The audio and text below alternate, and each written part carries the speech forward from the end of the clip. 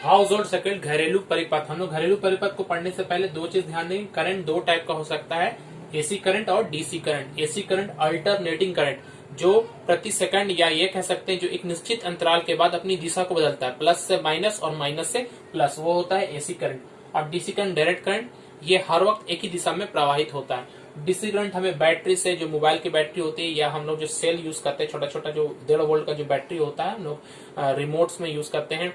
उसके अलावा हम लोग खिलौने में भी उसका इस्तेमाल करते हैं, घड़ी में इस्तेमाल करते हैं। ये सब डीसी करंट उत्पन्न करता है। एसी करंट क्या, हम लोग घर में जो हम लोग यूज करते हैं, प्लग जो होता है, जो मेन से जो करंट जो आता है, वो हम लोग एसी करंट का इस्तेमाल करते हैं।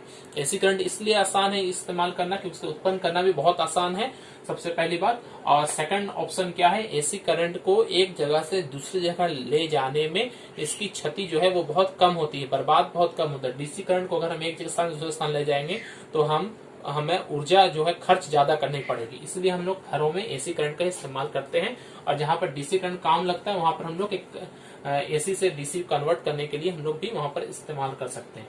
अब ये हाउस होल्ड सर्किट्स में हम लोगों ने सबने देखा है, हम लोगों ने वायर्स को देखे ही, वायर्स के ऊपर में कोटिंग होता है जिसके ऊपर में अलग अलग कलर होता है।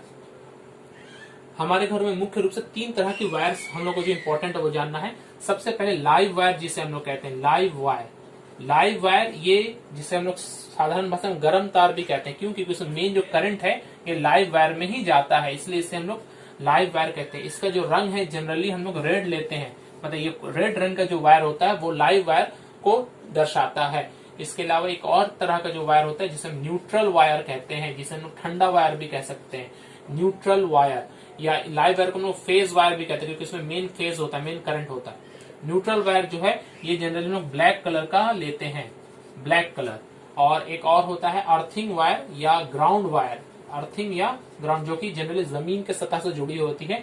ये हम लोग जनरली ग्रीन लेते हैं या किसी किसी केस में येलो भी हमारे पास में देखने को मिलता है।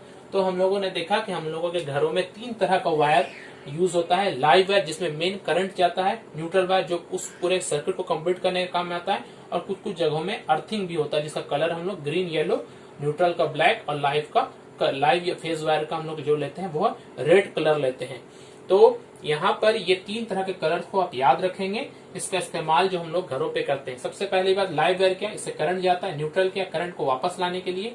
और अर्थिंग क्या है, अर्थिंग के मान जान लें कि अर्थिंग असल में कोई वायर अलग से नहीं, इसको हम लोग घर पे जोड़ के रखते हैं ताकि कभी भी घर में शॉर्ट सर्किट और ओवरलोडिंग, ये 2 वर्ड बताऊंगा, पहले ध्यान दें। शॉर्ट सर्किट या ओवरलोडिंग हो जाए तो जो एक्सेस करंट है वो इस अर्थिंग वायर के जरिए वो पृथ्वी पर चला जाए। पृथ्वी जो है हमारा अर्थ जो है, अर्थ का हम लोग वोल्टेज या विभवांतर जो है हम लोग 0 मानते हैं। जीरो इसलिए मानते हैं क्योंकि समुंदर जो है, अगर हम समंदर की बात करें तो समंदर में से अगर हम कुछ पानी निकाल लिए, कुछ पानी ऐड करते तो उसके विभव में या उसके पानी के स्तर में कोई भी अंतर नहीं पड़ता है। तो अर्थ का जो वोल्टेज होता है वो उसी तरह है, मतलब अर्थ में इतना अधिक इलेक्ट्रॉन है कि उसमें अगर हम 100 इलेक्ट्रॉन डाल दे या 100 इलेक्ट्रॉन ले लिया, 1 करोड़ इलेक्ट्रॉन डाल दे, 1 करोड़ इलेक्ट्रॉन को ले ले, तो उसके विभव में कोई अंतर नहीं पड़ता, इसलिए उसके विभव को हम लोग 0 मानते हैं। वो कहीं से भी कोई अगर चार्ज आ रहा है, अगर करंट आ रहा है, उससे अगर अर्थ में जाने का मौका मिल जाए तो और किसी चीज में नहीं जाएगा, वो सीधा का सीधा अर्थ में चला जाएगा। जैसे कि मान लीजिए यहाँ से एक लाइव है जिसमें मेन करंट है वो आ रहा है, और यहाँ पर हम लोगों ने कोई भी उपकरण, अपना टीवी फॉर एग्जाम्पल टीवी रखा हुआ है, और यहाँ से अगर हमने अर्थिंग जोड़ दिया है, मान लेते हैं ये अर्थिंग का डिजाइन जो होता है वो कुछ ऐसा न दिखाते हैं, ये अर्थिंग का मतलब है। तो ये करंट इसमें न जाकर सब का सब करंट इसमें चला जाएगा, इसमें कोई करंट नहीं जाएगा क्योंकि ये सबसे पहले अर्थिंग में जाना चाहता है। इसलिए अर्थिंग का इस्तेमाल हम लोग करते हैं। कभी अगर शॉर्ट हो जाए सर्किट, शॉर्ट सर्किट का मतलब है ये लाइव और न्यूट्रल वायर दोनों अगर आपस में कहीं पर सट जाए तो वहां पर करंट क्या होता है, बहुत ज्यादा परिमाण में अचानक से बढ़ जाता है और आग लगने का डर रहता है। तो इस शॉर्ट सर्किट से बचने के लिए भी हम लोग अर्थिंग का इस्तेमाल करते हैं। और ओवरलोडिंग का मतलब क्या है, ओवरलोडिंग का मतलब है जब ज्यादा लोड हमारे घरों पे, लोड कहने का मतलब करंट। तो कभी कभी क्या होता है, हम एक साथ बहुत सारे उपकरण चला देते हैं, जैसे कि हेवी जो करंट पावर कंजप्शन करने वाले हैं, जैसे कि फ्रिज है, एसी है, और भी इस तरह के जो उपकरण है, आयरन है, इन सब जब एक साथ जब चलने लगते हैं तो घर में करंट का परिमाण बहुत ज्यादा बढ़ जाता है। तो जब ये जो लिमिट है उससे ज्यादा हो जाए तो उसमें भी हम लोगों को खतरा होता है आग लगने का। तो इस सब से बचा कैसे जाए, तो इसका हम लोग इस्तेमाल बचने के लिए फ्यूज वायर का इस्तेमाल करते हैं। फ्यूज वायर,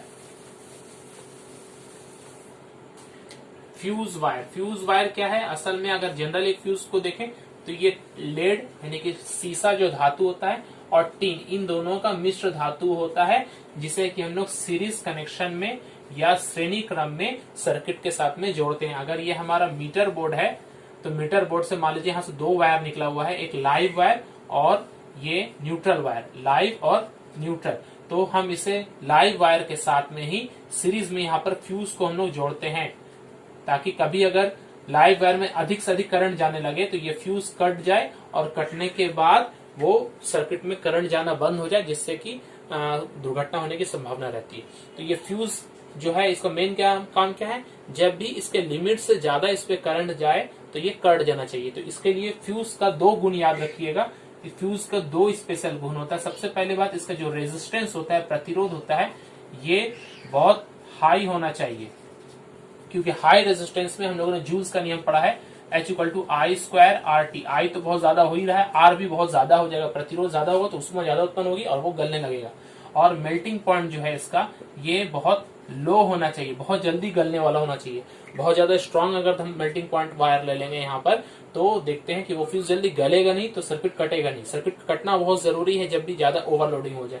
तो ये इसलिए लेड और टिन मिश्र धातु को बनाया जाता है, क्योंकि ये एक ऐसा कॉम्बिनेशन है जिसका रेजिस्टेंस बहुत हाई होता है और मेल्टिंग पॉइंट बहुत लो होता है। तो ये है फ्यूज। फ्यूज का कनेक्शन क्या होना चाहिए? लाइव वायर के साथ में सीरीज में होना चाहिए। देखिए यहाँ तक 3 पॉइंट आपको याद रखना है। फ्यूज क्या है? तो लेड और टिन का मिश्र धातु है जो किसी सर्किट में जोड़ा जाता है ताकि उसमें ओवरलोडिंग होने से बचा दे। और इससे कैसे जोड़ा जाता है? सीरीज के साथ जोड़ता है, लाइव वायर के साथ सीरीज में जोड़ा जाता है। सीरीज में अगर लाइन कट जाएगा तो पूरा कट जाएगा। और इसका गुण क्या होता है? तो इसका प्रतिरोध बहुत अधिक होता है और इसका गलनांक बहुत कम होता है। ये हुआ फ्यूज। अब हम लोग पढ़ेंगे 3 पिन प्लग। 3 पिन प्लग, आप लोगों ने प्लग घर पे देखा, ये 3 पिन का जो प्लग होता है वो प्लग कैसा होता है? वो प्लग कुछ इस रूप में बना होता है, देख लें जरा। इस पे 3 पॉइंट्स होते हैं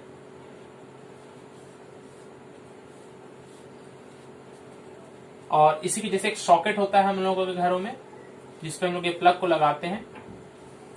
सॉकेट में एक ऊपर होल होता है थोड़ा मोटा और बाकी 2 लेफ्ट और राइट में 2 होते हैं। तो जो हमारे राइट पे होता है और जो लेफ्ट पे होता है, तो राइट पे जो होता है उसे हम लाइव पिन कहते हैं। लाइव वायर यहाँ पर जो सॉकेट होता है, और ये होता है न्यूट्रल और ये होता है अर्थिंग। जब हम इसको प्लग में देखें तो प्लग क्या है? प्लग को अगर इस हिसाब से देखें, सामने का फेस करके देख रहे हैं, तो ये वाला जो है ये आपका लाइव पिन हो गया। यहाँ पे ये राइट में जाएगा लाइव पिन, और ये क्या हो गया? न्यूट्रल पिन, क्योंकि ये देखिए ये यहाँ पर जाएगा और ये यहाँ पर जाएगा। तो यहाँ पर दाहिनी तरफ जो हमारा होता है वो लाइव पिन है। अगर यहाँ पर दाहिनी तरफ देखेंगे तो प्लग में ये न्यूट्रल होगा, क्योंकि इसको हम उल्टा करके देखना होगा। हम इसे ऐसे करके देख रहे हैं तो सामने का फेस देख रहे हैं, मगर प्लग को तो हम ऐसे लगाते हैं ना। तो जब ऐसे लगाएंगे तो ये 3 पिन है, ये वाला जो पिन है हमारा ये राइट पे जाएगा। तो जो राइट पे जाता है वो लाइव पिन होता है, जो लेफ्ट पे जाता है वो न्यूट्रल पिन होता है, और जो ऊपर का जो हिस्सा होता है वो हमेशा अर्थिंग पिन होता है। अर्थिंग पिन जो होता है वो थोड़ा मोटा होता है, थोड़ा लंबा होता है। इससे आप लोग ध्यान देंगे।